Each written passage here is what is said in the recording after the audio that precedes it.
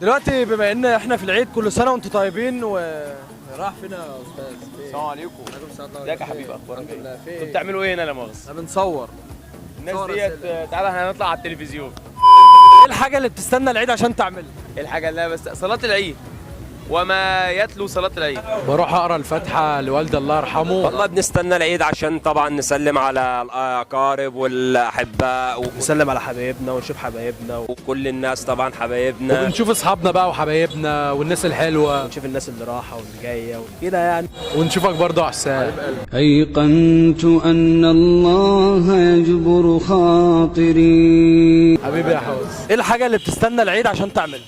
والله بما اننا جماويه، اول حاجه طبعا لازم نعملها ان احنا نصلي العيد، وبعد كده نجري على الكحك، لان احنا بنبقى محرومين طول السنه من الحاجات دي. بلبس الترنج، استنى انبهاتنا يعيدوا علينا وكده. احنا نصلي العيد، اكيد العيديات، نسلم على قرايبنا وحبايبنا واصحابنا، نسلم على قرايبنا ونصلي العيد. العيد ده موسمنا، لان احنا فوتوغرافر وكده. العيد ده موسم الافراح وكده، فاحنا بنستناه عشان الشغل. ايه الحاجه اللي بتستنى العيد عشان تعملها؟ بستنى العيدية. صلاة العيد عشان العيدية، بس دلوقتي ما عدتش باخد عيدية بقى، عادي عادي. الحاجات بنستنى العيد عشان نخرج ونشوف صحابنا، الخروجات والفسح وكده، نشوف الناس المحترمه اللي احنا بنقابلهم كل سنه، واحب اقول لهم كل سنه وهم طيبين. عشان صلاه العيد وفرحه العيد، نصلي العيد، نروح نزور حبايبنا وقرايبنا، وكل سنه وانتم طيبين اجمعين. ايه الحاجه اللي بتستنى العيد عشان تعملها؟ ايه؟ قول السؤال تاني. ايه الحاجه اللي بتستنى العيد عشان تعملها؟ يعني ايه؟ كل حاجه بعملها في الايام العاديه عادي. بنستنى الناس الحلوه، ناس صحابنا كتير ما بنشوفهمش، بنستناهم بقى عشان نشوفهم وكده. والله مبدئيا كده صلاة العيد ولمته بفرحته، صلاة العيد مع اللمة والصحاب وعشان الود، دخلتنا على الناس ودخلت الناس علينا، دخلت انك لميت وانهم لميتون، بفرحة لوحدها، ضحكت كل الناس. ايه اللي علمنا نربط الكحك بالعيد؟ يتربط عشان ما يجريش مثلا. هيدي عادات وتقاليد احنا اتربينا عليها، فاهمني، ما ينفع نفتي فيها، فاحنا لقيناها كده فعادي. مش عارف، ده عادات وتقاليد مصريه الناس كلها بتعملها. ايه اللي علمنا نربط الكحك بالعيد؟ الملاحق. الايه؟ الملاحق. عادات وتقاليد، ودي عادات وتقاليد يعني. اتولدنا ولقيناها، انا لما اتولدت لقيتهم دي عادات من زمان وهي موجوده كده. الله اعلم بقى، دي حاجه تبعهم هم. انا باجي بصحى الصبح الاقي الكحك في الطبق بس. ايه اللي علمنا نربط الكحك بالعيد؟ اللي علينا نربط الكحك في العيد.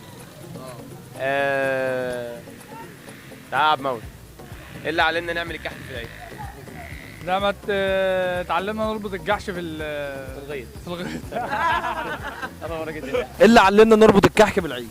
والله يا باشا العيد فرحه، وما يحلاش الا بالكحك والبسكويت والطعم الجديد.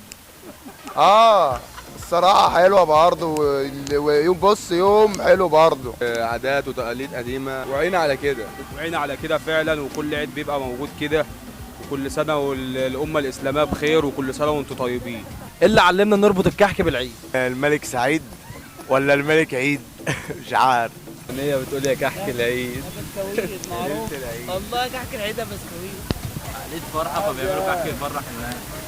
في انتهاء الحلقه، كل سنه وانتم طيبين وعيد فطر سعيد عليكم، اعاد الله علينا وعلى ده حاجه ولا ايه؟ الراجل اللي عايز يقول حاجه للجمهور يعني وكده. انا متاسف لعب مولى عن اي حاجه فضلت مني، فانا اسف. انت اللي على راس الله عم. لا بس 1-0 منين ما فيش. قلب البابا حبيبي قال